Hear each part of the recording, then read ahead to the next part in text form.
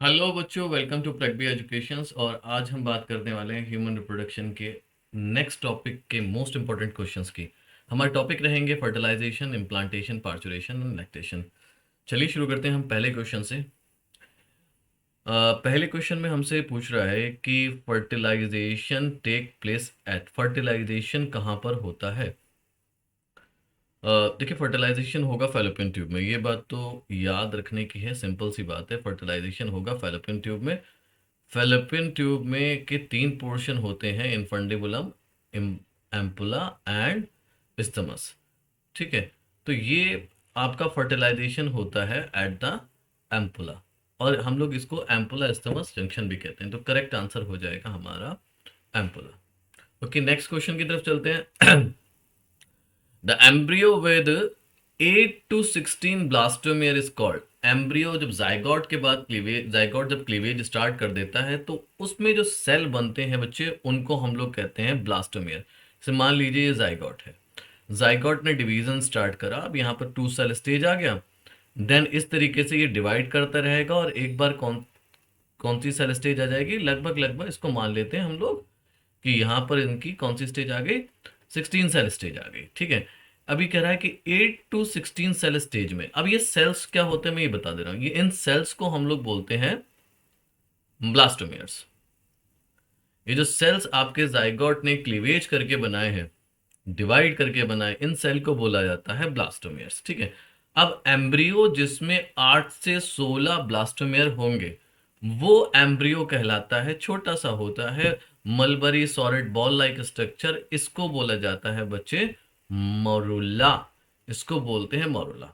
ठीक है, उसके बाद आपका बनता है ब्लास्टूला, देन आपका बनेगा गैस्टूला, देन वो आपका डेवलप हो जाएगा इन द फीटस। तो करेक्ट आंसर हमारा हो जाता है मोरुला।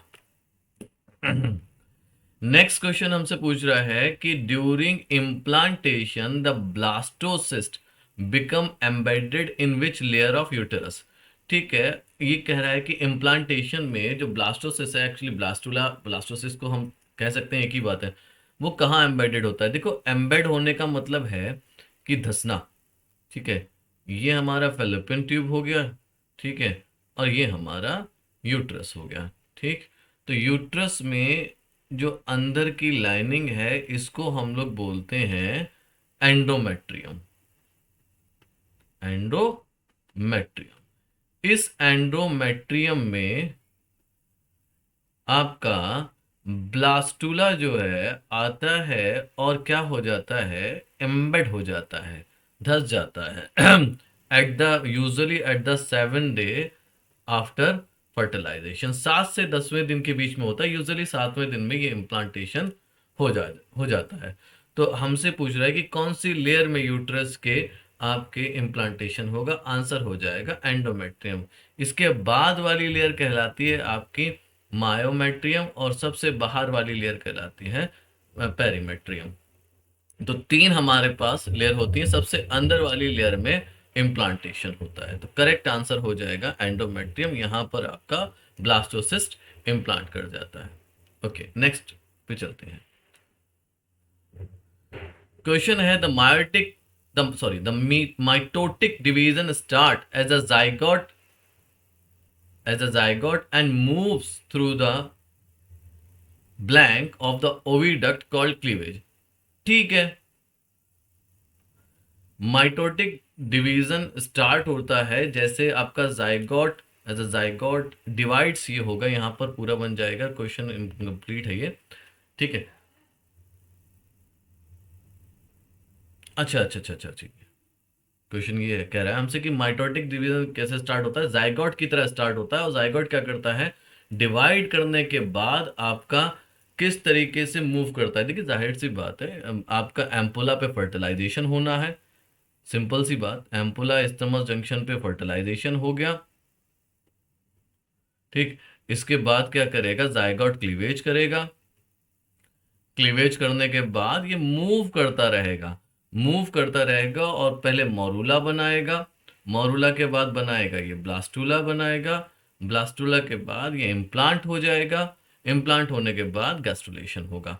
ठीक है, तो तीनों चीज बननी है। अभी पूछ रहा है कि मूव कहाँ करता है। मूव तो वही जाहिर सी बात है, एम्पल अस्थमस जंक्शन पे क्लीवेज हुआ तो ये it will move through the isthmus. Isthmus से ही मूव करके नीचे की तरफ आएगा, तो करेक्ट आंसर हमारा हो जाएगा इस्थमस।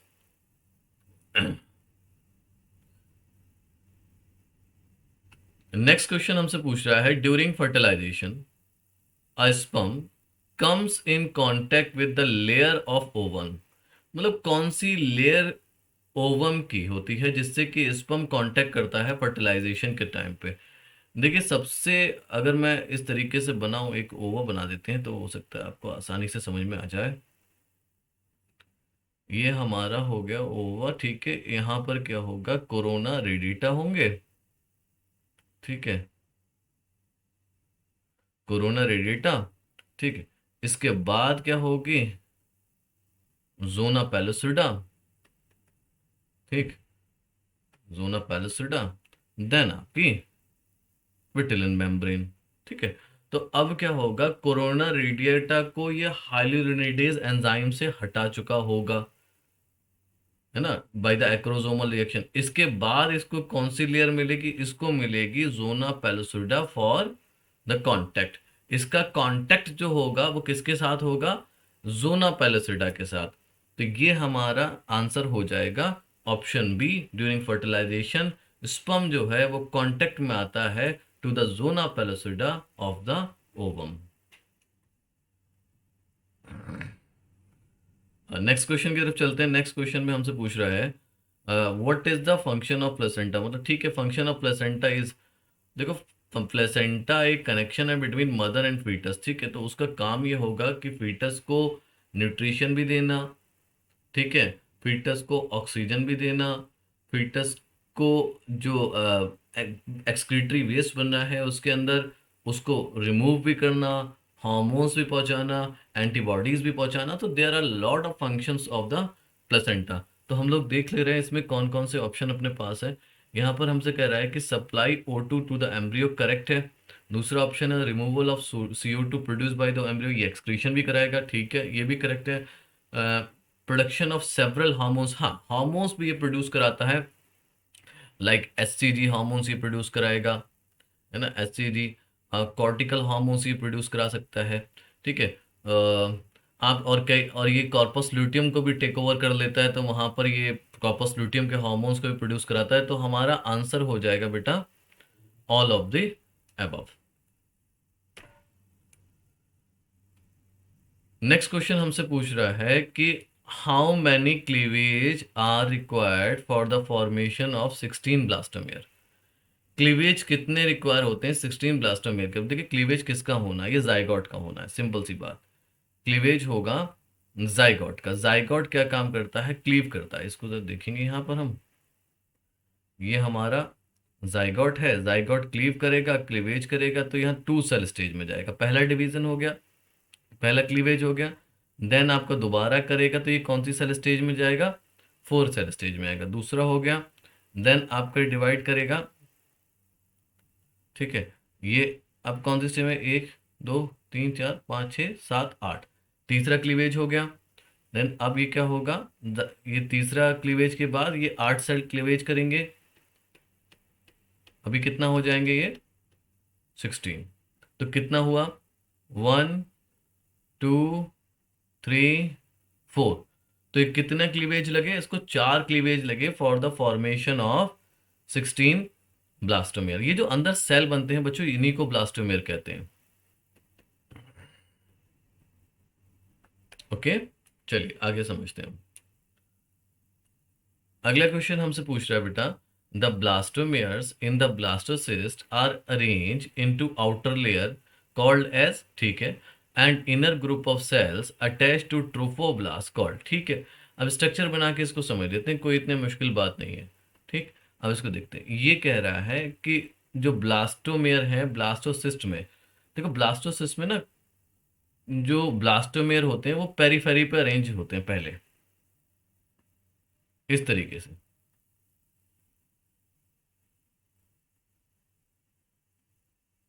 ये जितने भी पेरीफेरी पे हमारे सेल आके अरेंज हुए हैं, ठीक है, इनको हम लोग बोलते हैं हेथोब्लास्टोमेरा, इनका पर्टिकुलर एक नाम है, इनको बोला जाता है बच्चों ट्रोफोब्लास्ट। इनको बोला जाता है ट्रोफोब्लास्ट। ठीक है। अभी कुछ और जो अंदर सेल रह जाते हैं वो आपके due to secretion of the fluid by the trophoblast, ये आपके एक जगह आके इकट्ठे हो जाते हैं एक मास फॉर्म में, है ना। ये जो मैंने बनाया एक मास फॉर्म में इकट्ठे हो जाते हैं, इस मास फॉर्म को आप लोग कहते हो एम्ब्रियोनल नॉब, या फिर इसको आप लोग बोलते हैं एम्ब्रियोनल मास, या फिर इसको बोल सकते हैं हम लोग इनर सेल मास।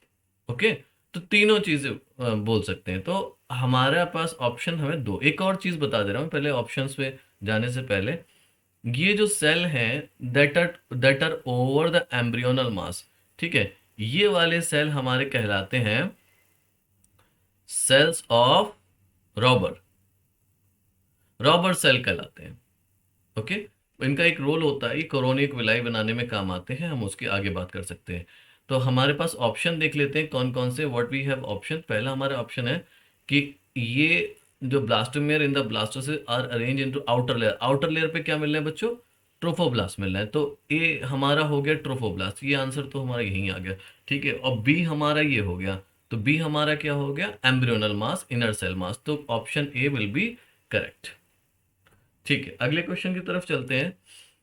अगला क्वेश्चन हमसे पूछ रहा है what is the question, during cleavage what is true about embryo, cleavage के टाइम एम्ब्रियो के बारे में सच क्या है। चलिए ठीक है, देख लेते हैं ऑप्शन क्या क्या दे रखे हैं इन्होंने। ऑप्शन दे रखा है न्यूक्लियोसाइटोप्लाज्मिक रेशियो रिमेन अनचेंज, नहीं, जो कैरियोप्लाज्मिक इंडेक्स है और ये कह सकते हैं न्यूक्लियोसाइटोप्लाज्मिक रेशियो जो बढ़ता है, ये इंक्रीज होता है। ठीक है, तो ये ऑप्शन ट्रू नहीं हुआ, ये गलत हो गया। Size of the cell does not increase, बिल्कुल सही बात है, during cleavage size does not increase. अगला क्या है, देर इज लेस, नहीं, there is more consumption of oxygen, ये भी गलत हो गया। और the division is like mitosis, यहां लिखा है मियोसिस, तो ये भी ऑप्शन हमारा गलत हो गया। तो B option is the right for the cleavage. अब पूछ रहे हैं कि the correct sequence of the development is, correct sequence क्या है डेवलपमेंट का, what is the correct sequence of development, development का करेक्ट सीक्वेंस क्या है। देखो बच्चों, करेक्ट सीक्वेंस डेवलपमेंट का पहले मैं बता दूं आपको होगा क्या, पहले आपका ओवा जो होगा फैलोपियन ट्यूब में होगा, है ना। फैलोपियन ट्यूब में ओवा होगा, इस ओवा को कहाँ पर पहुंचा दिया होगा, बाय द सीलियाज, ये पहुंच गया होगा एम्पुला इस्थमस जंक्शन पे। इस जंक्शन पे क्या होना है, आपका कौन आएगा, स्पर्म आएगा, ये स्पर्म इसके साथ फ्यूज करेगा, तो पहला जो इवेंट आएगा वो आएगा बेटा फर्टिलाइजेशन। क्या हुआ, पहले फर्टिलाइजेशन होगा, फर्टिलाइजेशन होने के बाद क्या होगा, एक स्ट्रक्चर बन जाएगा जिसको हम लोग क्या बोलते हैं, जाइगोट। अब ये जाइगोट क्या काम करेगा, जाइगोट में क्लीवेज स्टार्ट हो जाएगा, जाइगोट में क्लीवेज स्टार्ट हो जाएगा, जिसकी वजह से आपका ये जाइगोट जो है डिवाइड करना शुरू कर देगा, ये जाइगोट डिवाइड करना शुरू कर देगा। जाइगोट में क्लीवेज होगा तो टू सेल स्टेज आएगी, है ना। अब अगला ऑप्शन हम लोग लिख लेते हैं, जाइगोट में क्या हुआ बच्चे, क्लीवेज हुआ। ठीक है, अब क्लीवेज में क्या होगा, पहले टू सेल स्टेज आएगा, फिर फोर सेल स्टेज आएगा, एट आएगा, 16 आएगा।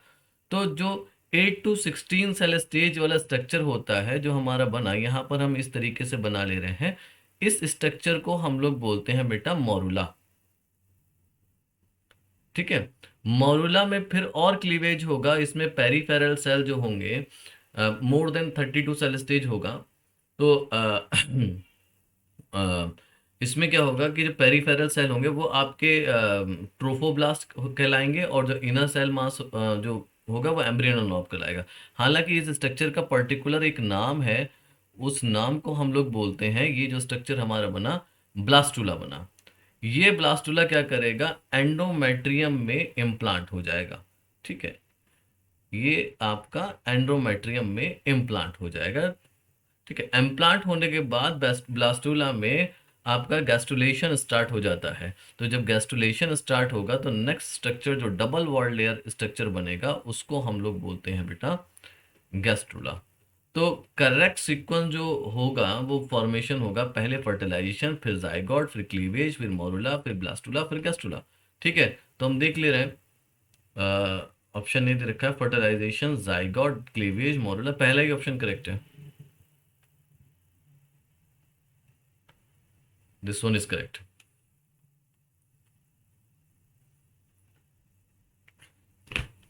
हम्म अगले क्वेश्चन में हमसे पूछ रहा है कि in human foetus the heart begins to beat at the developmental age of.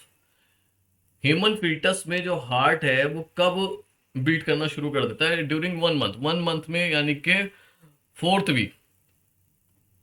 Fourth week में आपका जो होगा heart began to beat. Alright, तो करेक्ट आंसर हो जाएगा हमारा ए।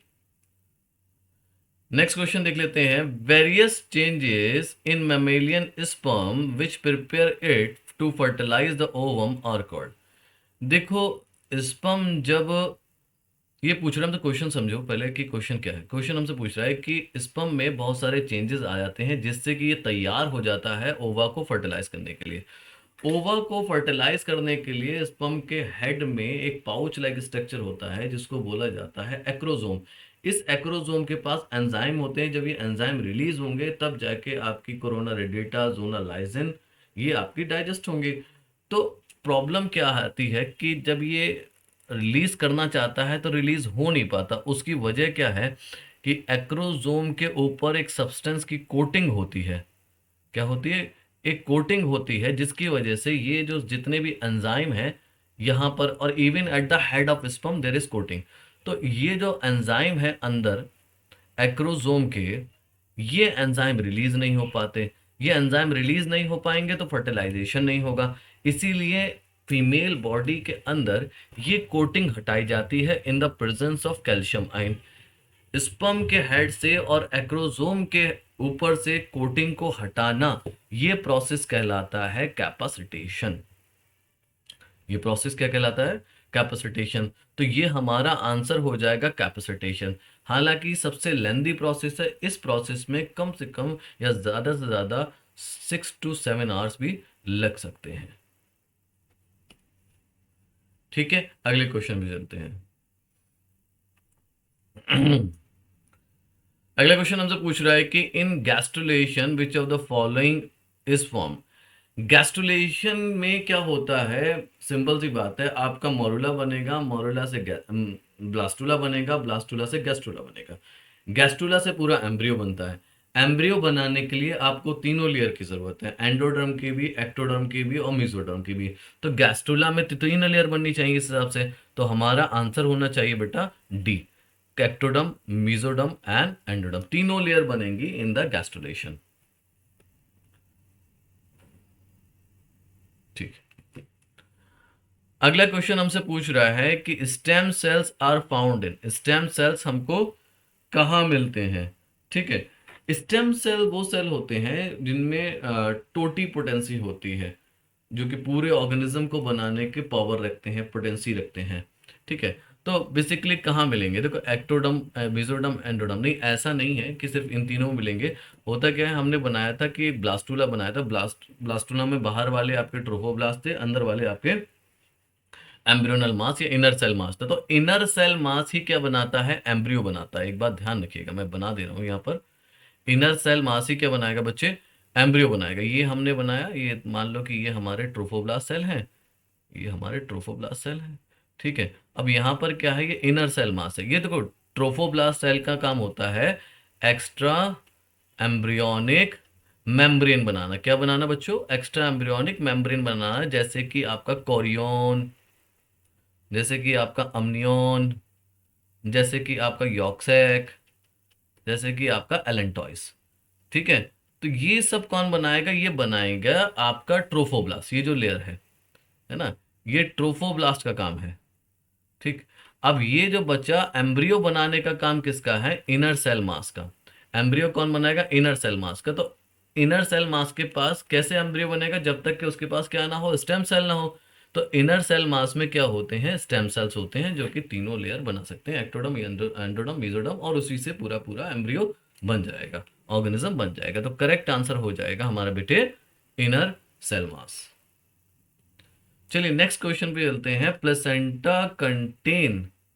प्लेसेंटा में क्या होता है? ठीक है, ऑप्शन दे रखे हैं, only chorionic villi, only uterine tissue, chorionic villi plus uterine tissue, trophoblast plus chorionic villi. देखो बच्चा, मैं आपको प्लेसेंटा का फॉर्मेशन बता दे रहा हूं तो आपको आसान हो जाएगा समझना। ठीक है, एक बना लेते हैं किस तरीके से प्लेसेंटा बनता है। ये रहा हमारा यूट्रस, ठीक है, ये रही उसकी एंडोमेट्रियम, यहां पर आया ब्लास्टूला। ब्लास्टूला के पेरीफेरल पे सेल हमने कहा ये ट्रोफोब्लास्ट सेल है। ध्यान से सुनिएगा, ये ट्रोफोब्लास्ट सेल के ये हिस्सा जहां पर आपके ये पाए जा रहे हैं इनर सेल मास, उसके ऊपर के सेल कहलाते हैं सेल्स ऑफ राउबर। क्या कहलाते हैं? Cells of Rauber. थोड़ा बड़ा कर देते हैं इसको अब, ठीक है। ये सेल्स ऑफ राउबर क्या काम करते हैं? ये विलाई बनाते हैं, फिंगर लाइक प्रोजेक्शंस बनाते हैं। इन विलाई को हम लोग कहते हैं बेटा कोरियोनिक विलाय, ठीक है। ये कोरियोनिक विलाय बन गए, किसने बनाए? सेल्स ऑफ रॉबर ने। कहां से? किसके हैं ये? ट्रोफोब्लास्ट सेल के। उनका नाम है जो कि सिर्फ किसके ऊपर है? इनर सेल मास के। अब ये इन्होंने कोरियोनिक विलाय बना दिया। सिमिलर क्या होता है कि यूट्राइन टिश्यू भी आपका क्या बनाता है? विलाइस बनाता है। ये दोनों विलाइस क्या करते हैं? इंटरडिजिटेट कर जाते हैं, है ना, एक दूसरे को पकड़ लेते हैं, है ना, इस तरीके से, और एक स्ट्रक्चर बनाते हैं। This this structure that is form by the chorionic villi along with the uterus tissue, this structure is known as placenta. तो अब आपको आंसर समझ में आ गया होगा। हमारा आंसर हो जाएगा placenta contains both chorionic villi as well as uterine tissue. ठीक है बेटा, चलिए नेक्स्ट क्वेश्चन भी चलते हैं। हमसे अगला क्वेश्चन पूछ रहा है the signal for parturition originate from. ठीक है, देखिए होता क्या है, पार्चुरेशन के टाइम पे आपका जो प्रोजेस्टेरॉन है उसका लेवल कम हो जाता है। प्रोजेस्टेरॉन का लेवल कम होने की वजह से एंडोमेट्रियम डिसॉल्व हो जाता है, प्लेसेंटा अलग हो जाता है। ठीक है, अब इसकी वजह से एक फॉरन ही सिग्नल जाता है from the fully developed foetus, ठीक है, along and as well as placenta. तो दोनों जगह से क्या होता है, एक सिग्नल ये जाता है कि भाई अब पार्चुरेशन का वक्त आ गया है, क्योंकि प्रोजेस्टेरॉन का लेवल जो था वो लो हो गया। ठीक है, क्योंकि एंडोमेट्रियम, प्रोजेस्टेरॉन का काम क्या है? एंडोमेट्रियम को मेंटेन करना। तो जब एंडोमेट्रियम मेंटेन ही नहीं रहेगी तो फिर अब तो पार्चुरेशन का टाइम आ ही गया। ठीक है, तो फुल्ली डेवलप फीटस से जो होगा और दूसरा किससे होगा? प्लेसेंटा से। तो हमारा आंसर हो जाएगा बेटा बोथ ए एंड बी। अगला क्वेश्चन देख लेते हैं। अगला क्वेश्चन हमसे पूछ रहा है which hormone act on the uterine during parturition. कौन सा हार्मोन आपका यूट्रस पे एक्ट करता है ड्यूरिंग पार्चुरेशन? बच्चों होता क्या है, जब पार्चुरेशन का टाइम आता है तो हार्मोन रिलीज होता है ऑक्सीटोसिन। ये ऑक्सीटोसिन हार्मोन क्या काम करता है? कॉन्ट्रैक्शन कराता है of the myometrium of uterus, और लगातार ये कॉन्ट्रैक्शन कराता रहता है, और जो एम्ब्रियो है या फिर फुल्ली डेवलप फीटस जो है वो बाहर की तरफ मूव होने लगता है। ठीक है, साथ साथ आपका रिलैक्सन भी रिलीज होता है जो कि प्यूबिक सिम्फाइसिस को रिलैक्स कर देता है, जिससे कि आसानी से बच्चा बाहर आ सके। तो करेक्ट आंसर हो जाएगा हमारा ऑक्सीटोसिन। अगले क्वेश्चन में हमसे पूछ रहा है कि which of the following is correct for colostrum. Colostrum पहला मिल्क होता है जो कि रिलीज होता है आफ्टर डिलीवरी, है ना, पार्चुरेशन। तो following is correct, following correct पूछ रहा है, तो पहला ऑप्शन देख लेते हैं। हमारे पास पहला ऑप्शन है कि इट कंटेन सेवरल एंटीबॉडीज। जी हाँ, इसके पास बहुत सारी एंटीबॉडीज होती हैं। आईजीए मेजर है, आप बात करेंगे, हालांकि आईजीजी भी होता है और आईजीएम भी होता है। अगला ऑप्शन पूछ रहा है कि it is produce during the last day of lactation. नहीं, इनिशियल डेज में होता है। ठीक है, it is a pheromone. Pheromone तो अट्रैक्ट करने के लिए होते हैं, फेरोमोन नहीं है ये। ठीक है, it is white in colour, नहीं, ये येलो कलर का होता है। ठीक है, तो ये तीनों ऑप्शन हमारे गलत हो गए, ऑप्शन ए हमारा करेक्ट है। ऑलराइट बच्चों, तो ये हमारे क्वेश्चन थे, most important question from the topic fertilization, implantation, parturition and lactation. अगला हमारा टॉपिक रहेगा regulation of spermatogenesis and oogenesis। तो प्लीज अगर आपको पसंद आया प्लीज लाइक और सब्सक्राइब कर दें। Till then bye bye, take care.